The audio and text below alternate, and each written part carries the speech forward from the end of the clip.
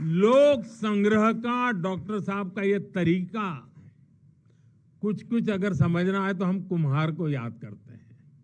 जैसे कुम्हार ईंट पकाता है तो जमीन की सामान्य सी मिट्टी से शुरू करता है।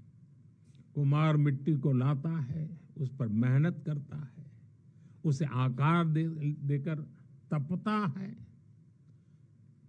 खुद भी तपता है, मिट्टी को भी तपाता है, फिर उन ईंटों को इकट्ठा करके उनसे भव्य इमारत बनाता है। ऐसे ही डॉक्टर साहब बिल्कुल सामान्य लोगों को चुनते थे, फिर उनको सिखाते थे, विजन देते थे, उनको गढ़ते थे। इस तरह वो देश के लिए समर्पित स्वयंसेवक तैयार करते थे। इसलिए संघ के बारे में कहा जाता है कि इसमें सामान्य लोग मिलकर असामान्य अभूतपूर्व कार्य करते हैं। साथियों, व्यक्ति निर्माण की ये सुंदर प्रक्रिया हम आज भी संघ की शाखाओं में देखते हैं।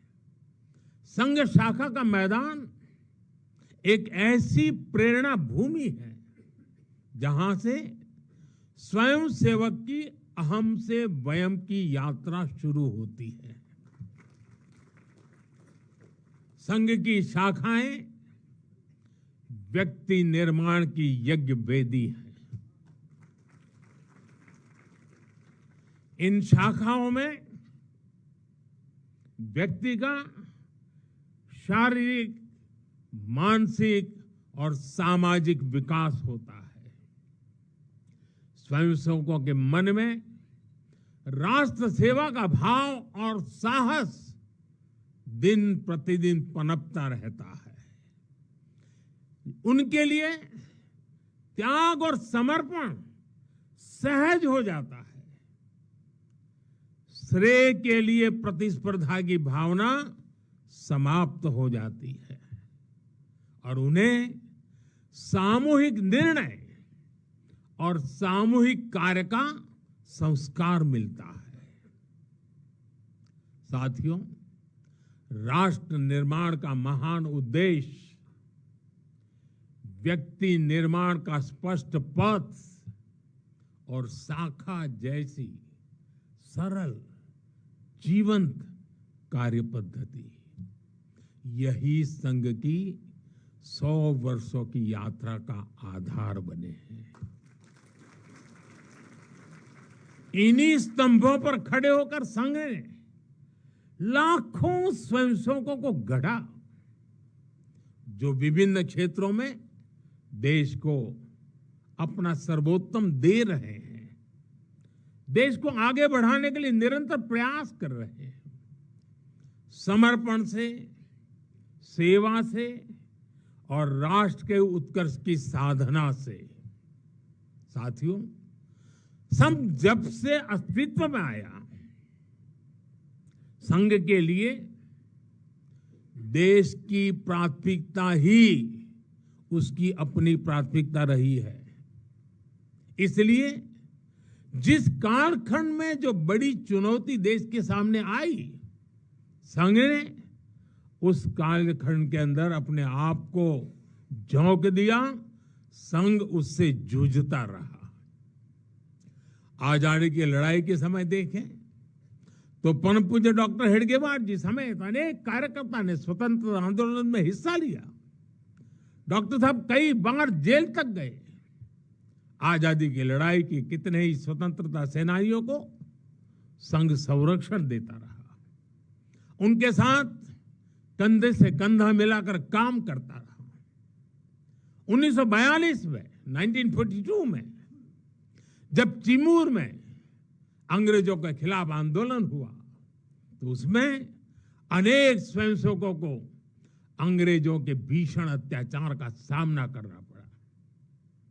आजादी के बाद भी हैदराबाद में निजाम के अत्याचारों से के खिलाफ संघर्ष से लेकर गोवा के स्वतंत्रता आंदोलन और दादरा नगर हवेली की मुक्ति तक संघ ने कितने ही बलिदान दिए और भाव एक ही रहा, राष्ट्र प्रथम। लक्ष्य एक ही रहा, एक भारत श्रेष्ठ भारत।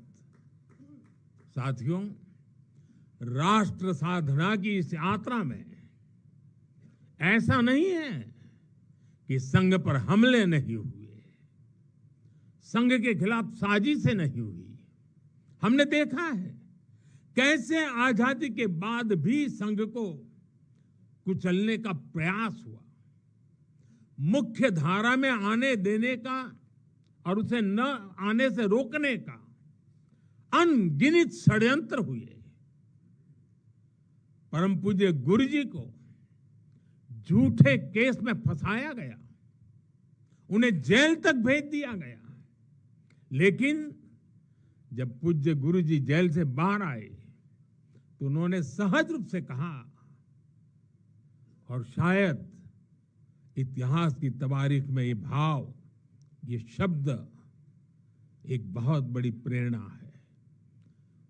तब परम पूज्य गुरु जी ने बहुत सहजता से कहा था, कभी कभी जीभ दांतों के नीचे आकर दब जाती है, कुचल भी जाती है, लेकिन हम दांत नहीं तोड़ देते, क्योंकि दांत भी हमारे हैं और जीभ भी हमारी है। आप कल्पना कर सकते हैं, जिन्हें जेल में इतनी यातनाएं दी गई, जिन पर भांति भांति के अत्याचार हुए, उसके बाद भी परम पूज्य गुरु जी के मन में कोई रोष नहीं था, कोई दुर्भावना नहीं थी। यही परम पूज्य गुरु जी का ऋषि तुल्य व्यक्तित्व था। उनकी यही वैचारिक स्पष्टता संघ के प्रत्येक स्वयंसेवक के जीवन के मार्गदर्शक बनी। इसी ने समाज के प्रति एकात्मता और आत्मीयता के संस्कारों को सशक्त किया। और इसलिए चाहे संघ पर प्रतिबंध लगे, चाहे षड्यंत्र हुए, झूठे मुकदमे हुए, संघ के स्वयंसेवकों ने कभी कटुता को स्थान नहीं दिया, क्योंकि वो जानते हैं हम समाज से अलग नहीं है। समाज हम सबसे ही तो बना है। जो अच्छा है वो भी हमारा है, जो कम अच्छा है वो भी हमारा है। साथियों, और दूसरी बात, जिसने कभी कटुता को जन्म नहीं दिया, वो है प्रत्येक स्वयंसेवक का लोकतंत्र और संवैधानिक संस्थाओं में अडिग विश्वास। जब देश पर इमरजेंसी थोपी गई तो इसी एक विश्वास ने हर स्वयंसेवक को ताकत दी, उसे संघर्ष करने की क्षमता दी। इन्हीं दो मूल्यों, समाज के साथ एकात्मता और संवैधानिक संस्थाओं के प्रति आस्था ने संघ के स्वयंसेवकों को हर संकट में स्थित प्रज्ञ बना के रखा, समाज के प्रति संवेदनशील बनाए रखा। इसलिए समाज के अनेक थपेड़े झेलते हुए भी संघ आज तक विराट वट वृक्ष की तरह अडिग खड़ा है। देश और समाज की सेवा में निरंतर कार्य कर रहा है। अभी यहां हमारे एक स्वयंसेवक ने इतनी सुंदर प्रस्तुति दी, शून्य से एक शतक बने, शून्य से एक शतक बने, अंक की मन भावना, भारती की जय विजय हो, ले हृदय में प्रेरणा, कर रहे हम साधना, मातृभू आराधना। और उस गीत का संदेश था, हमने देश को ही देव माना है और हमने देह को ही दीप बना करके जलने का सीखा है। वाकई यह अद्भुत था। साथियों, प्रारंभ से संघ राष्ट्रभक्ति और सेवा का पर्याय रहा है। जब विभाजन की पीड़ा ने लाखों परिवारों को बेघर कर दिया, तब स्वयंसेवकों ने शरणार्थियों की सेवा की। संघ के स्वयंसेवक अपने सीमित संसाधनों के साथ सबसे आगे खड़े थे। यह केवल राहत नहीं था, यह राष्ट्र की आत्मा को संबल देने का कार्य था। साथियों, 1956 में 1956 में गुजरात के कच्छ के अंजार में बहुत बड़ा भूकंप आया था। तबाही इतनी बड़ी थी, चारों ओर विनाश का दृश्य था। उस समय भी संघ के स्वयंसेवक राहत और बचाव में जुटे थे। तब परम पूज्य गुरु जी ने गुजरात के वरिष्ठ संघ के प्रचारक वकील साहब को, जो समय गुजरात का कार्य संभालते थे, उन्हें एक पत्र लिखा था। उन्होंने लिखा था, किसी दूसरे के दुख को दूर करने के लिए निस्वार्थ भाव से खुद कष्ट उठाना एक श्रेष्ठ हृदय का परिचायक है। साथियों, खुद कष्ट उठाकर दूसरों के दुख हरना, यह हर स्वयंसेवक की पहचान है। याद करिए 1962 के युद्ध का वो समय, संघ के स्वयंसेवकों ने दिन रात खड़े रहकर सेना की मदद की, उनका हौसला बढ़ाया, सीमा पर बसे गांवों में मदद पहुंचाई। 1971 में लाखों शरणार्थी पूर्वी पाकिस्तान से भारत की धरती पर आए। उनके पास न घर था न साधन। उस कठिन घड़ी में स्वयंसेवकों ने उनके लिए अन्न जुटाया, आश्रय दिया, स्वास्थ्य सेवाएं पहुंचाई, उनके आंसुओं को पहुंचा, उनकी पीड़ा को साझा किया। साथियों, एक बार, और हम जानते हैं 1984 सिखों के खिलाफ जो कत्लेआम चलाया गया था, अनेक सिख परिवार संघ के स्वयंसेवकों के घरों में आकर के आश्रय ले रहे थे। यह स्वयंसेवकों का स्वभाव रहा है। साथियों, एक बार पूर्व राष्ट्रपति डॉक्टर एपीजे अब्दुल कलाम चित्रकूट गए थे। वहां उन्होंने नानाजी देशमुख जिस कार्य को कर रहे थे, उस आश्रम स्थान को देखा था, वहां के सेवा कार्य देखे, वो हैरान रह गए थे। उसी प्रकार से पूर्व राष्ट्रपति प्रणब मुखर्जी भी जब नागपुर गए, तो वो भी संघ के अनुशासन, संघ की सादगी, उसको देखकर बहुत प्रभावित हुए थे। साथियों, आज भी आप देखें, पंजाब की बाढ़, हिमाचल उत्तराखंड की आपदा, केरल के वायनाड की त्रासदी, हर जगह स्वयंसेवक सबसे पहले पहुंचने वालों में से एक रहते हैं।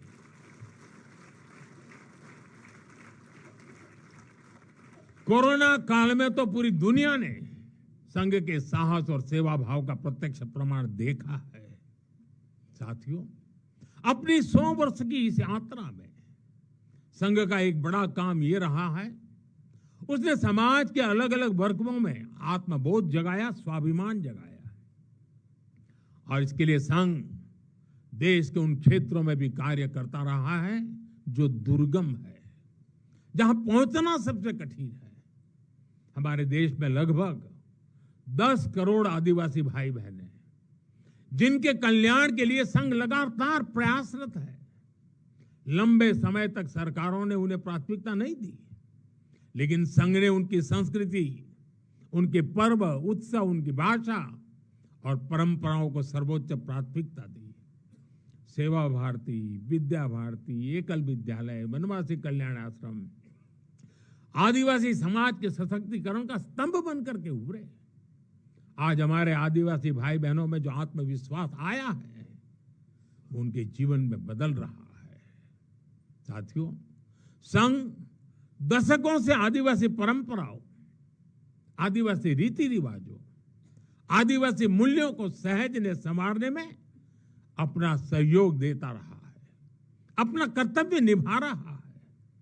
उसकी तपस्या ने भारत की सांस्कृतिक पहचान सुरक्षित रखने में बड़ी भूमिका निभाई है। मैं देश के दूर सुदूर कोने कोने में आदिवासियों का जीवन आसान बनाने में लगे संघ के लाखों स्वयंसेवकों की भी सराहना करूंगा। साथियों, समाज में सदियों से घर कर चुकी जो बीमारियां हैं, जो ऊंच नीच की भावना है, जो कुप्रथाएं हैं, छुआछूत जैसी गंदगी भरी पड़ी है, ये हिंदू समाज की बहुत बड़ी चुनौती रही है।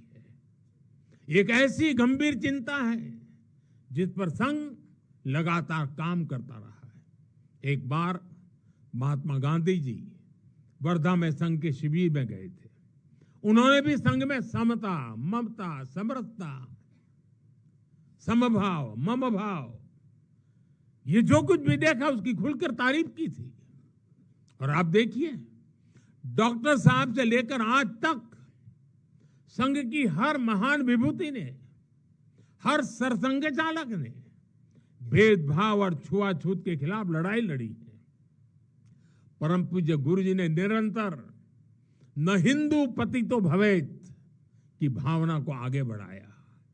यानी हर हिंदू एक ही परिवार है, कोई भी हिंदू कभी पतित या नीचा नहीं हो सकता।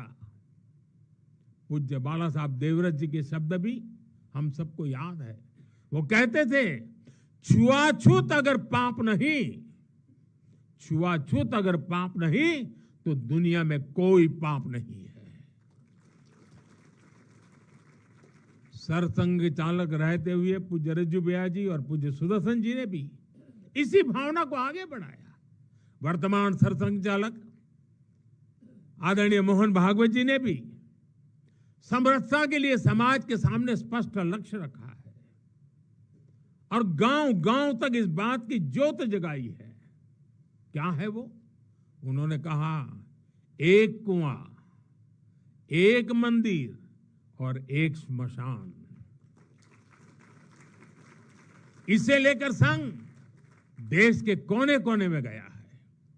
कोई भेदभाव नहीं, कोई मतभेद नहीं, कोई मनभेद नहीं। यही समरसता का आधार है, यही सर्वसमावेशी समाज का संकल्प है। और संघ इसी को निरंतर नई शक्ति दे रहा है, नई ऊर्जा दे रहा है। साथियों, जब 100 साल पहले संघ अस्तित्व में आया था तो उस समय की आवश्यकताएं, उस समय के संघर्ष कुछ और थे। तब हमें सैकड़ों वर्षों की राजनीतिक गुलामी से मुक्ति पानी थी, अपने सांस्कृतिक मूल्यों की रक्षा करनी थी। लेकिन आज 100 वर्ष बाद जब भारत विकसित होने की तरफ बढ़ रहा है, जब भारत दुनिया की तीसरी सबसे बड़ी इकोनॉमी बनने जा रहा है,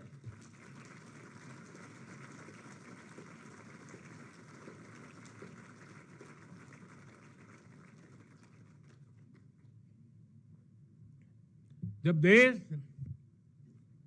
और देश का बहुत बड़ा गरीब वर्ग गरीबी को परास्त करके, गरीबी को पराजित करके आगे आ रहा है,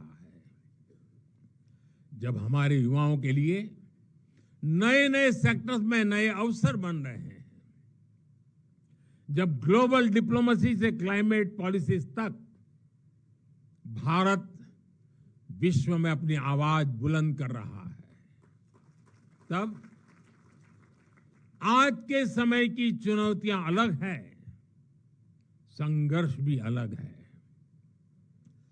दूसरे देशों पर आर्थिक निर्भरता हमारी एकता को तोड़ने की साजिश है। डेमोग्राफी में बदलाव के षड्यंत्र। एक प्रधानमंत्री के नाते मैं नम्रतापूर्वक कहूंगा कि मुझे बहुत संतोष है कि हमारी सरकार इन चुनौतियों से तेजी से निपट रही है।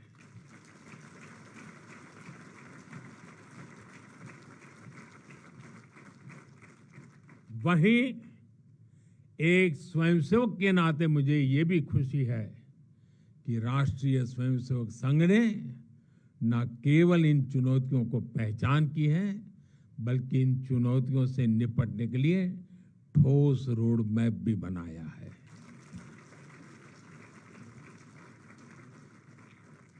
अभी माननीय दत्ता जी ने जिन चीजों का उल्लेख किया, मैं अपने तरीके से फिर से एक बार उसका उल्लेख करना चाहूंगा। साथियों, संघ के पंच परिवर्तन, स्वबोध, सामाजिक समरसता, कुटुंब प्रबोधन, नागरिक शिष्टाचार और पर्यावरण, ये संकल्प हर स्वयंसेवक के लिए देश के समक्ष उपस्थित चुनौतियों को परास्त करने की बहुत बड़ी प्रेरणा है।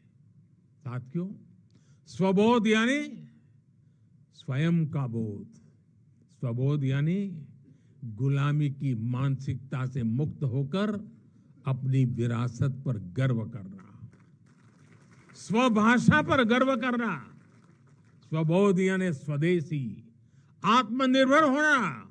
और मेरे देशवासियों, ये बात समझ के चलिए, आत्मनिर्भर ये विकल्प के तौर पर नहीं है, ये अनिवार्यता के रूप में है।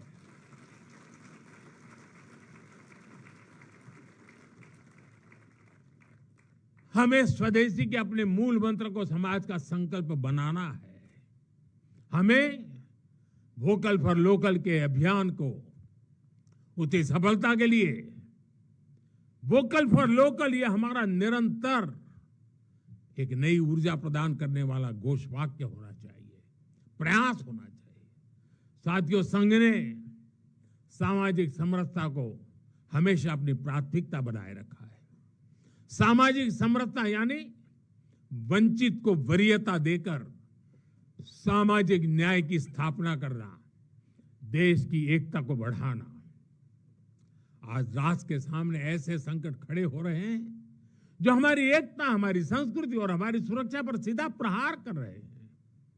अलगाववादी सोच, क्षेत्रवाद, कभी जाति, कभी भाषा को लेकर विवाद, कभी बाहरी शक्तियों द्वारा भड़काई गई विभाजनकारी प्रवृत्तियां, ये सब अनगिनत चुनौतियां हमारे सामने खड़ी है। भारत की आत्मा हमेशा विविधता में एकता ही रही है। अगर इस सूत्र को तोड़ा गया तो भारत की शक्ति भी कमजोर होगी, और इसलिए हमें इस सूत्र को निरंतर जीना है, उसे मजबूती देनी है। साथियों, सामाजिक समरसता को आज डेमोग्राफी में बदलाव के षड्यंत्र से, घुसपैठियों से भी बड़ी चुनौती मिल रही है। यह हमारी आंतरिक सुरक्षा और भविष्य की शांति से भी जुड़ा हुआ प्रश्न है। और इसलिए मैंने लाल किले से डेमोग्राफी मिशन की घोषणा की है। हमें इस चुनौती से सतर्क रहना है, इसका डटकर मुकाबला करना है। साथियों, कुटुंब प्रबोधन आज समय की मांग है। जो समाज शास्त्र के सदियों से चली आई पंडितों की भाषा है, उनका कहना है, हजारों साल तक भारत के जीवन में जो प्राण शक्ति रही है, उसके अंदर एक कारण उसकी परिवार संस्था है। भारतीय समाज व्यवस्था की सबसे मजबूत इकाई अगर कोई है तो भारतीय समाज में पनपी हुई एक मजबूत परिवार व्यवस्था है। कुटुंब प्रबोधन यानी उस परिवार संस्कृति का पोषण जो भारतीय सभ्यता का आधार है, जो भारतीय संस्कृति से प्रेरित है, जो जड़ों से जुड़े हैं। परिवार के मूल्य, बुजुर्गों का सम्मान, नारी शक्ति का आदर, नौजवानों में संस्कार, अपने परिवार के प्रति दायित्वों को निभाना, उसे समझना, उस दिशा में परिवार को, समाज को जागरूक करना बहुत ही आवश्यक है। साथियों, अलग अलग कालखंड में जो भी देश आगे बढ़ा, उसमें नागरिक शिष्टाचार की बहुत बड़ी भूमिका रही है। नागरिक शिष्टाचार अर्थात कर्तव्य की भावना, नागरिक कर्तव्य का बोध हर देशवासी में हो। स्वच्छता को बढ़ावा, देश की संपत्ति का सम्मान, नियमों और कानूनों का सम्मान, हमें इसे लेकर आगे बढ़ना है। हमारे संविधान की भावना है नागरिक अपने कर्तव्यों का पालन करे। हमें संविधान की इसी भावना को निरंतर सशक्त करना है। साथियों, पर्यावरण की रक्षा वर्तमान और आने वाली पीढ़ियों के लिए बहुत जरूरी है। ये पूरी मानवता के भविष्य से जुड़ा है। हमें इकोनॉमी के साथ ही इकोलॉजी की भी चिंता करनी है। जल संरक्षण, ग्रीन एनर्जी, क्लीन एनर्जी, ये सारे अभियान इसी दिशा में है। साथियों, संघ के ये पंच परिवर्तन, ये वो साधन है जो देश का सामर्थ्य बढ़ाएंगे, जो देश को विभिन्न चुनौतियों से निपटने में मदद करेंगे, जो 2047 तक विकसित भारत के निर्माण का आधार होंगे।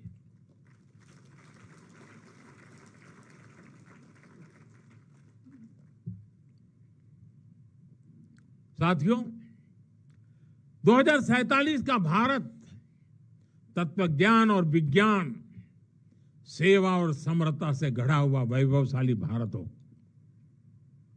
यही संघ की दृष्टि है, यही हम सब स्वयंसेवकों की साधना है और यही हमारा संकल्प है।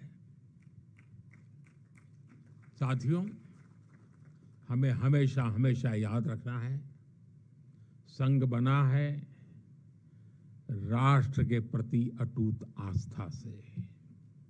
संघ चला है राष्ट्र के प्रति अगाध सेवा के भाव से। संघ तपा है त्याग और तपस्या की अग्नि में। संघ निखरा है संस्कार और साधना के संगम से। संघ खड़ा है राष्ट्र धर्म को जीवन का परम धर्म मान करके। संघ जुड़ा है भारत माता की सेवा के विराट स्वप्न से। साथियों, संघ का आदर्श है संस्कृति की जड़ें गहरी और सशक्त हो। संघ का प्रयास है समाज में आत्मविश्वास और आत्मगौरव हो।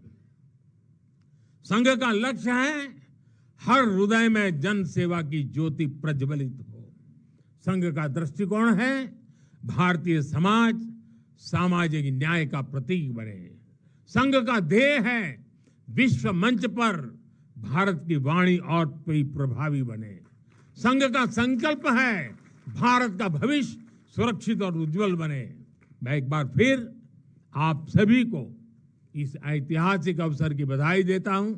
कल विजयादशमी का पावन पर्व है। हम सबके जीवन में विजयादशमी का एक विशेष महत्व है। मैं उसके लिए भी आप सबको शुभकामनाएं देते हुए मेरी वाणी को विराम देता हूं। बहुत बहुत धन्यवाद।